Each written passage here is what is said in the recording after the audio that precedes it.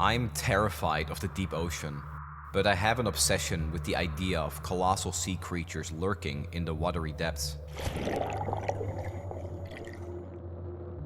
Cosmic horror is most often defined by a profound fear of the unknown. It primarily relates to outer space, as the universe's vastness and potential for unimaginable horrors are often the ultimate embodiment of existential dread. From astronauts grappling with isolation and anxiety to the loneliness of the void, our earliest ventures beyond Earth only deepened the sense of insignificance in the face of the cosmos. Yet, our planet harbors its own abyss, an unexplored expanse right here at our doorstep. The ocean, full of life forms both familiar and strange, has long inspired tales of unimaginable terrors lurking beneath the waves. The depths inspire a primal dread known as Thalassophobia, an intense fear of deep water. This phobia is deeply connected to the broader concept of cosmic horror. For both the deep sea and deep space are alien realms cloaked in darkness and mystery, where the rules of our familiar world don't apply. Because laws of nature as observed on Earth tell us what goes up must come down. There's no such law that says what goes down must always come back up. There was a time when mankind dreaded the night, for the sleeping hours brought visions of horror. The dark times when those terrible sea beasts would ravage our shores, and no ship was safe on the sea. This is the prologue that opens the movie The Sea Beast. But this isn't a horror film. It's a family-friendly adventure about, well, you can probably guess from the name. A young orphan girl and a legendary monster hunter set sail into uncharted waters full of fantastical creatures. The hunters are celebrated as heroes in this world, and their adventures are documented in books. The Big Blue has never looked so vibrant. The explosion of colors, the fascinating creatures, the majesty of the open ocean. Everything is just so full of life here. Until about halfway through the movie, when the journey takes a dramatic turn. A raging storm overwhelms the ship, tossing the monster hunters into the turbulent waves below. And that's the moment everything changes.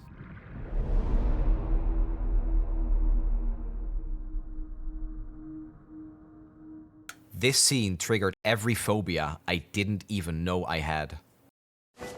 I think it all started when I was playing The Legend of Zelda: The Wind Waker as a kid, and being in awe of the similarly cartoonish ocean I was able to fully explore. There was this sense of freedom to chart my own course and discover hidden islands and treasures on beautiful ocean vistas. But then, on one of the trips, it suddenly started raining and my ship got caught in a whirlpool. As if that wasn't bad enough, a massive octopus with multiple eyes rose from the depths. It might not look that scary now, but for 10-year-old me, this encounter was the stuff of nightmares. No longer could I sail the sapphire seas with the same carefree sense of exploration, because if that monster was hiding just out of sight this entire time, who knew what else could be down there? There are few games that make you crave the answer to that question more than Dredge. For lack of a better description, this is a cozy horror game, I guess? You take control of a small fishboat in a distant archipelago that is teeming with diverse sea creatures. Much of the gameplay involves fishing for known species that you'd expect to find in an ocean, like a cod, and less familiar species, like the grotesque mackerel. I can certainly see how it got that name. Dredge reveals part of its cosmic horror influence through the presence of these aberrated fish, to indicate a disturbing deviation from the natural order. It's a game that takes full advantage of the curious nature of the ocean by filling it with hundreds of unique breeds of fish to catch and avoid. Because Lovecraftian horrors are constantly rising from the depths of this dreary sea, and the further the little boat ventures from the safety of familiar shores, the stranger the world becomes. But it was exactly the uniqueness of these biomes that made documenting all types of fish in my encyclopedia one of my favorite things to do. Every time I reeled in a new fish, I was eager to do online research and uncover the fascinating traits and behaviors that made it unique. For example, I'll never forget my first fishing trip to the exotic Stellar Basin biome where I caught a gulper eel. I was both fascinated and a little horrified when I found footage of what it really looks like. This deep-sea dweller has a mouth that is larger than the rest of its body, allowing it to swallow prey many times larger than itself. Or when I was exploring the icy expanse of the Pale Reach and I caught a life form with a huge snout and protruding jaws. This goblin shark is known for its prehistoric appearance, lurking in the ocean depths and using its extendable jaw to snatch unsuspecting prey. But perhaps the most fascinating discovery happened in the Devil's Spine. The apex predator of this hellish region is the Unseeing Mother, who controls a ravenous swarm of piranhas that can only be deterred by the hydrothermal vents in this biome. These fissures on the seabed might be the source of the diverse and rare sea life found in this region. This natural phenomenon supports unique ecosystems thriving around these hydrothermal vents, where specialized organisms have adapted to these environments. In 1977, a team of scientists stumbled upon openings in the sea floor, spewing hot, mineral-rich water, surrounded by thriving networks of strange and previously unknown creatures. This discovery challenged the understanding that life in the deep ocean depends solely on sunlight, because the organisms found here were thriving in complete darkness. Since then, numerous expeditions have explored hydrothermal vents around the world, revealing a diverse array of life forms like the giant tube worms and yeti crabs. These discoveries have revolutionized our understanding of life on Earth and have opened up new possibilities for life beyond our planet. For instance, Saturn's moon is a place where conditions might not only allow for the survival of life, but also for its very beginnings. But for many of us who have explored the depths of Subnautica's oceanic planet, the idea of extraterrestrial marine life might be a scenario we'd rather keep confined to the realm of fiction. The sheer number of terrifying aquatic predators on this alien realm almost makes you forget the ocean's peaceful side. And the waters are teeming with incredible life forms, making it all the more interesting how easy it is to overlook the beauty and awe of these ecosystems. The game starts in a peaceful-looking zone, vibrant with varied life due to its stable conditions. As I swam through this biome, the peepers were among the first creatures I encountered. With their enormous yellow eyes that easily spot predators, they immediately tried to flee from me. But I quickly found out that not all creatures are harmless like the peepers. While exploring a cave, I heard a loud noise, followed by a sudden attack from a red, oval-shaped fish that exploded right next to me. The crashfish, found in sulfur plants, violently protects its habitat, proving that even serene biomes can house unexpected and dangerous marine life. It's a very early indicator that the game has some abrupt tonal shifts that were genuinely shocking and made me go from, I wish I could live among the beautiful alien reefs, to, oh, the alien reefs are once again triggering all of my phobias. And my second reaction wasn't the initial intention of the developers. Their goal was to create an immersive experience of exploration within an alien aquatic world, not to craft a frightening game. However, the unease of early playtesters with the game's depths and bizarre life forms led developers to realize they could create a more captivating and thrilling experience.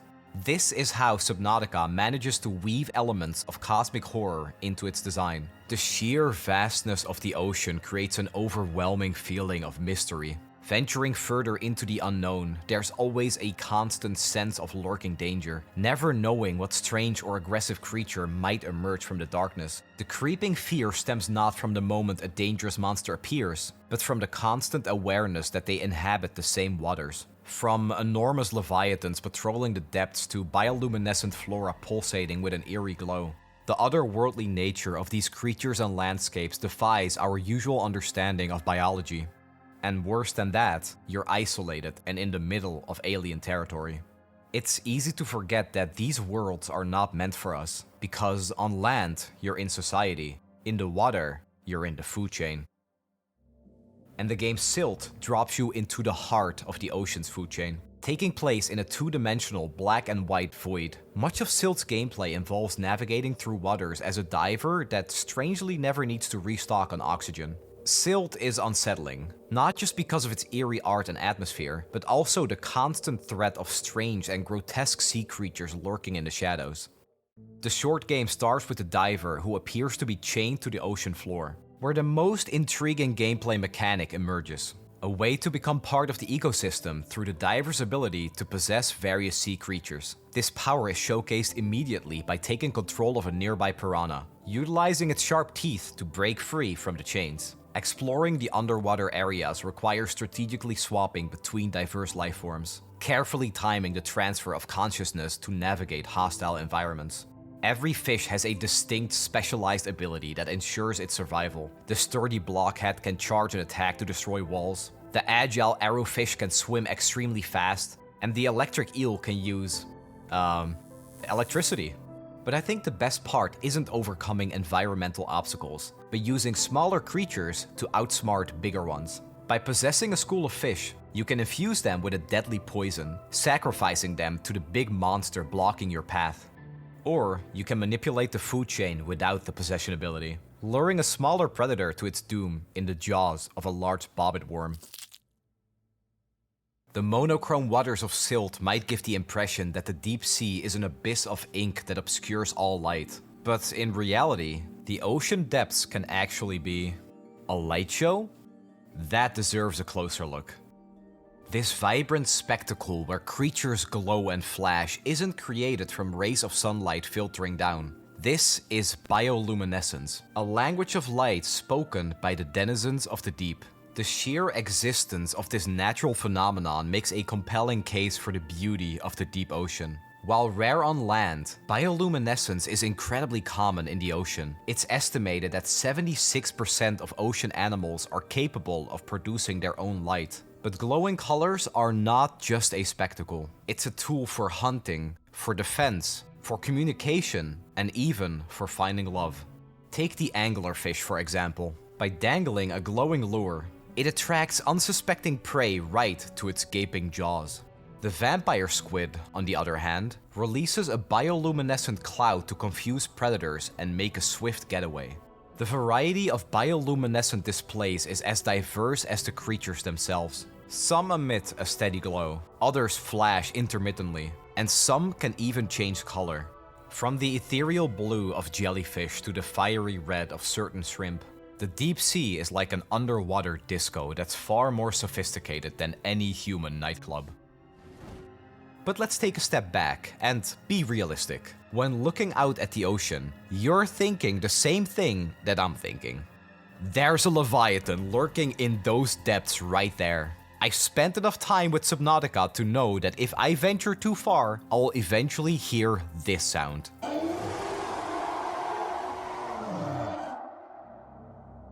Movies and games have consistently portrayed the ocean as a menacing and unforgiving place. Its unexplored depths, filled with peculiar creatures that are shrouded in low visibility, offer the perfect setting for horror stories. But even before video games and Hollywood blockbusters fueled our aquatic anxieties, various cultures and mythology had already cemented the ocean's reputation as a realm of terror and mystery.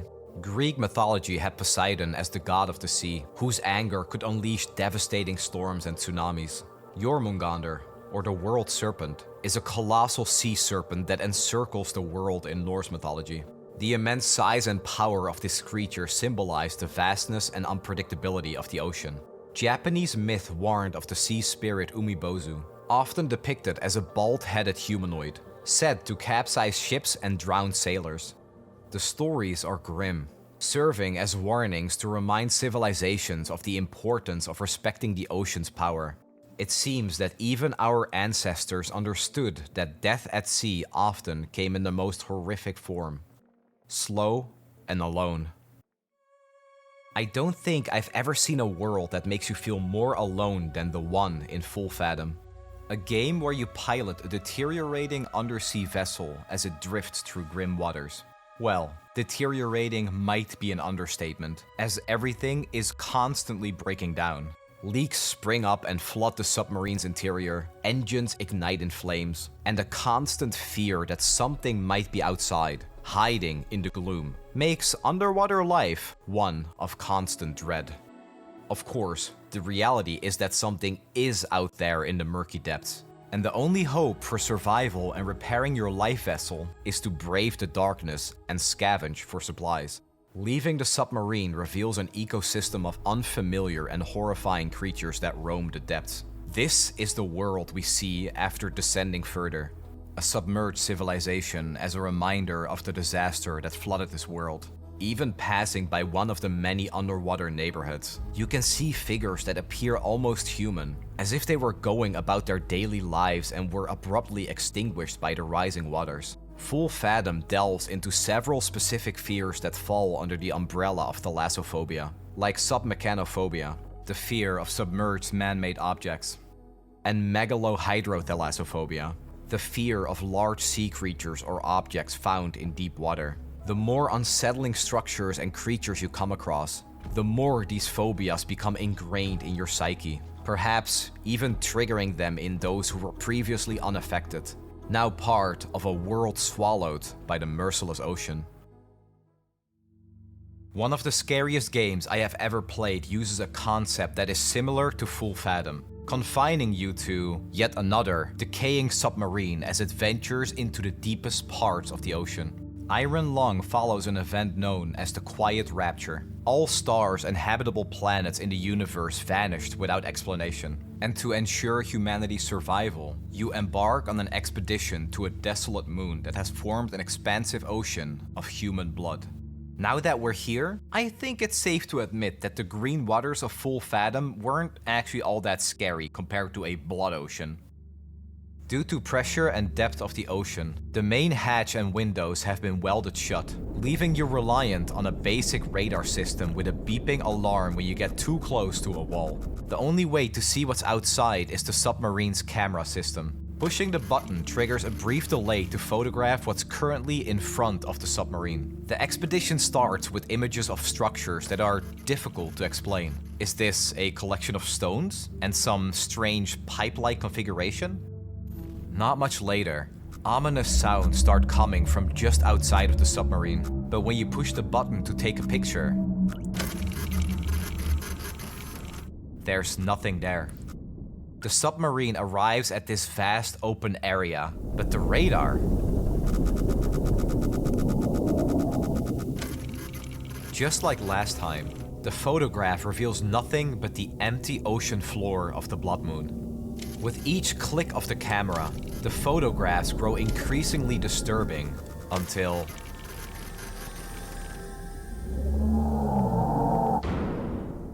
That's enough submarine exploration for today. It's impressive how expertly Iron Lung and Full Fathom used the theme of submarines to create an atmosphere of cosmic horror. The sensory deprivation and reliance on technology in a deep-sea submarine masterfully simulates the psychological dread of being stuck in the watery abyss.